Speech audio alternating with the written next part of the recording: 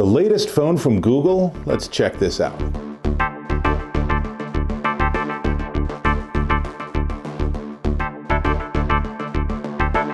Dave Taylor here, and I'm checking out this. This is the Google Pixel 5. Now, the 5 is just part of its incremental numbering system, but it also represents the fact that this works with 5G. So this is one of the very first phones on the market to support the new, much faster 5G connectivity system.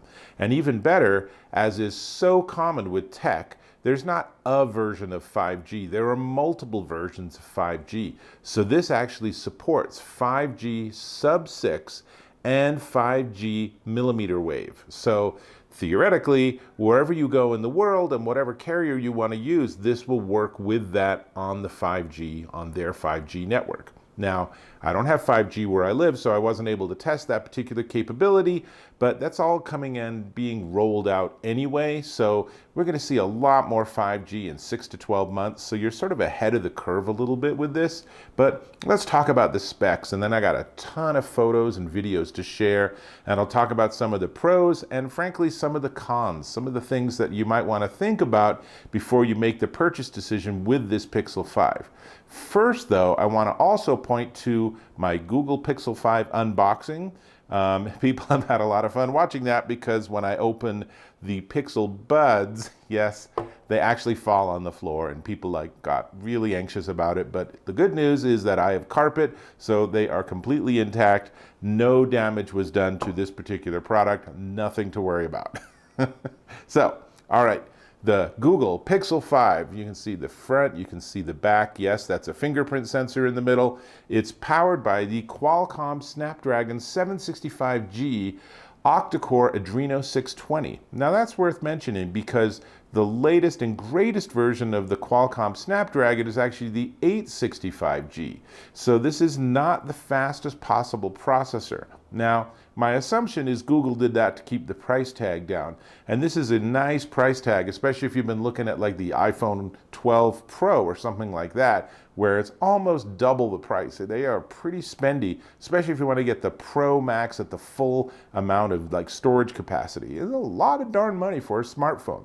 So, Android 11, of course, everyone who has a Google Pixel knows that these get the new versions of Android first. You can even get onto betas, which is great fun if you're someone who loves tech or really needs to work on the Android platform. You really have to have a Pixel phone somewhere in your lineup so you can use it for testing and anticipate what's coming as other Android vendors slowly roll out the latest version.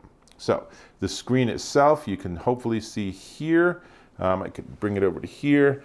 This is an FHD OLED 6-inch screen, and they've got it super close to the edges. It's not a wraparound screen, but it's so close that it almost looks like it's just solid screen.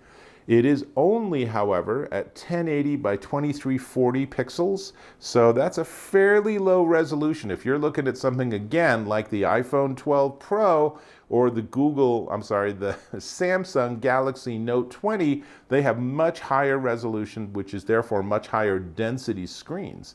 But let's be honest, 1080 by 2340 on a screen this size, it's still pretty gorgeous. It looks really nice. It's 24-bit depth, it's HDR. This is a really lovely screen, and if you want to stream video or something on it, it's going to look really nice. Now, let's talk about battery, because one of the things Google hasn't done well is they haven't really managed battery and power on their Google Pixel line. So this one, finally, does a good job. So this is a 4080 milliamp hour battery. You can actually charge it with an 18-watt USB-C charger, which is a power delivery 2.0. So if you want to buy a third-party charger, just look to make sure it at least has PD 2.0, if not PD 3.0. It is wireless Qi charging, as you can see when I put it on the Google Pixel stand. It's a great stand.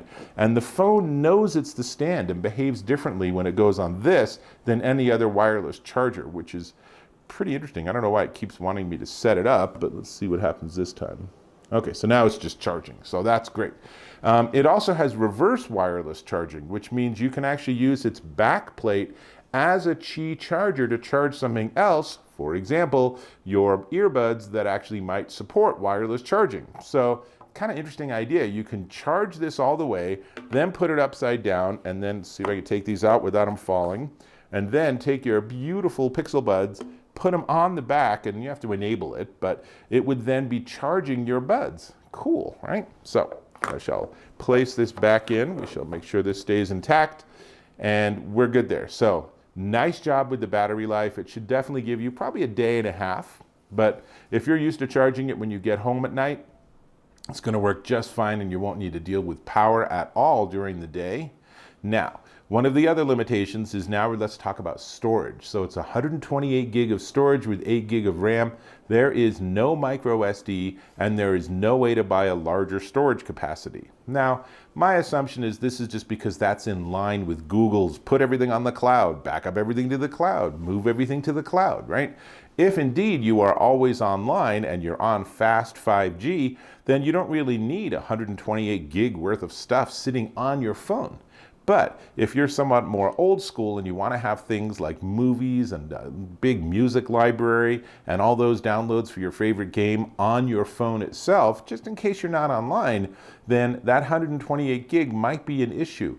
It's a little curious that they don't have like a 256 gig option, but this is just a one size better fit all. So there's that. Now, good news, it's IP68 water resistant, so if you splash your coffee on it or you drop it in the sink while you're washing your hands for 20 seconds, no problem, rinse it off, you're good to go. It's not going to be damaged. I am so happy to have phones finally be able to handle actually our lives.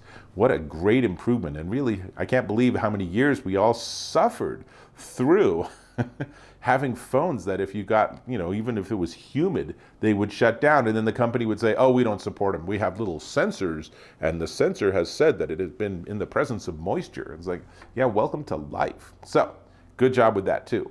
Now, let's talk about cameras, and then I'll get into some examples. So, rear facing, there are two cameras. There's a 12.2 megapixel dual pixel camera with a 77-degree view, and there's a 16 megapixel ultra wide with a 107-degree view.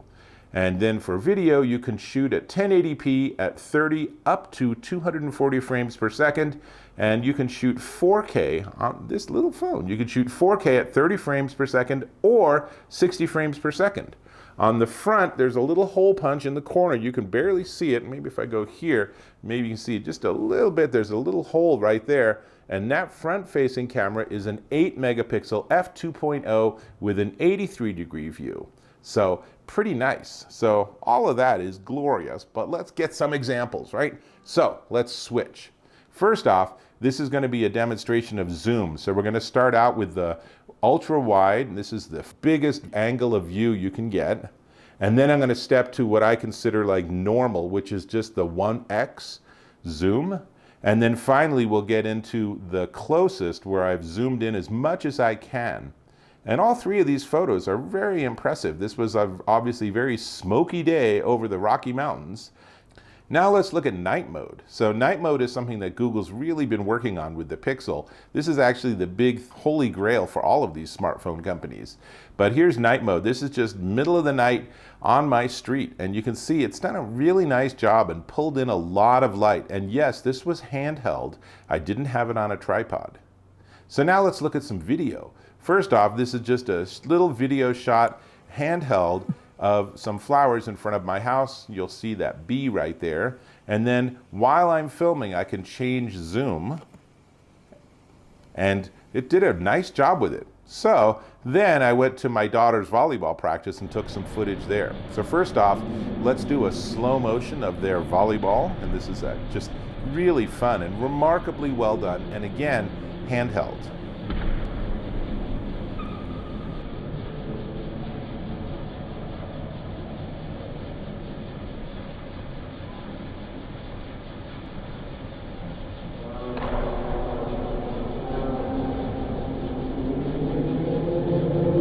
Now let's do a time lapse, because it's actually quite comical to see that when they're trying to play a game of volleyball. All in all, I'm really impressed with the camera. That's really one of the strengths of this Pixel 5. They've done a really nice job making it so that it might not be super expensive, but boy, you can get really good photos and really good video content from it. So, lots to like here. And let me tell you, just some of the things that I really like is that it's actually cheaper than the previous generation of phones, which is great. It has a better battery. They've added that reverse wireless charging, which I'm guessing most people will never use, but in a pinch or in an emergency, you could even put another phone on top of it and give your buddy a little bit of a charge if they also support wireless charging. So that's actually super slick. And of course, its cornerstone feature is that 5G support. And as that rolls out and as that becomes more widely available, it's going to be glorious to have faster and faster and faster connectivity. So lots to like. There are some limitations with the processor. I mean, I find it to be really snappy. I don't have any issues with performance, even when I'm running on apps or games or anything, but your mileage may vary. You might need or want the absolute fastest possible phone. This is not that. This is not the state-of-the-art, latest possible chipset.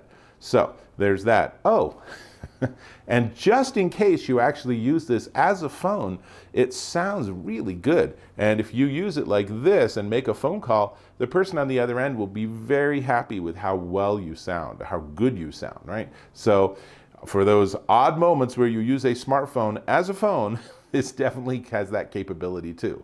Of course, most people are probably going to use Bluetooth. And in fact, that reminds me, this does not have a 3.5 millimeter audio jack on it, so you will need to use Bluetooth. It has USB-C charging on bottom. And then on the back, there is a fingerprint sensor. It is smack dab in the middle. It is not embedded on the screen. This is not state-of-the-art technology. This is just a basic functional fingerprint sensor that will unlock your phone, which means, yes, that they've actually backed away from that 3D face model they were using with the Pixel 4. So honestly, it is pretty cool to just look at your phone and have it unlock, but possibly that fingerprint sensor might be a little bit more secure and a little bit more stable.